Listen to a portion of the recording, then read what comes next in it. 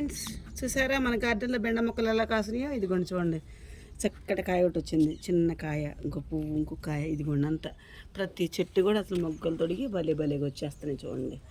మనకి 2-3 రోజులు మనం బెండకాయ ఫ్రైతో మన కర్రీ పెట్టుకొని ఛానల్లో పెట్టేసుకోవచ్చండి. మంది కర్రీ చూసారా? బెండ మొక్కలు చూడండి ఎంత బాగున్నాయో. 10 మొక్కలు పెట్టానండి. 10 మొక్కలకి 10 మొక్కలు బతికండి. తర్వాత పెట్టిన మొక్కలు వర్షం అయిన తర్వాత అన్నిటికీ పిందెలు పడ్డాయి. చక్కగా చూడండి. ఆ చెట్టు చూడండి, ఇంకెంత రేతగా ఉంది, చిన్న చెట్టు ఎంత బాగుంది. చెట్లన్నీ కూడా మంచిగా చక్కగా మన కింద మన మొక్కలన్నీ క్లీన్ తినాను. మన బెండ మొక్కలు చూడండి ఎంత బాగున్నాయి. చూసారా మన బెండ మొక్కలు? మన గార్డెన్లో ఈ 10 మొక్కలు వేసుకుని దగ్గర 1/2 కేజీ కాయలు దొరుకుతాయి 4 రోజులలో. 1/2 కేజీ కాయల కోసం ఈ కర్రీ చేసుకొని మళ్ళీ వీడియోలో కర్రీ పెడతానండి బెండకాయ ఫ్రై. చూసారండి నా మొక్కలు ఎంత బాగున్నాయో. నాకైతే నా మొక్కలు వర్షాన్ని కూడా నేను ఈ విధంగా పెంచగలిగానని చెప్పి హ్యాపీ ఫీల్ అవుతున్నానండి.